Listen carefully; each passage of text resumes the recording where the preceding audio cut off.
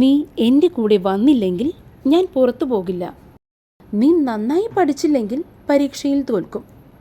റൂമിൽ നിശബ്ദതയില്ലെങ്കിൽ അവൻ ഉറങ്ങില്ല. ഇതുപോലുള്ള നെഗറ്റീവ് സെൻറ്റൻസസ് പറയുമ്പോൾ ഇംഗ്ലീഷിൽ അൺലെസ് ഉപയോഗിച്ച് പറയാം. I won't go outside unless you come with me. നീ എൻ്റെ കൂടെ വന്നില്ലെങ്കിൽ ഞാൻ പുറത്തു പോകില്ല. I won't go outside unless you come with me. I won't go outside unless you come with me. നീ നന്നായി പഠിച്ചില്ലെങ്കിൽ പരീക്ഷയിൽ തോൽക്കും. You will fail the exam unless you study harder. You will fail the exam unless you study harder.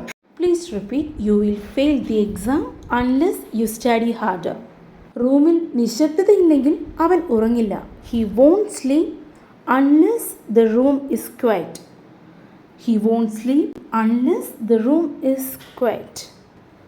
He won't sleep unless the room is quiet. ഇതുപോലുള്ള daily വീഡിയോസിനായി do subscribe English with Jo. Thank U.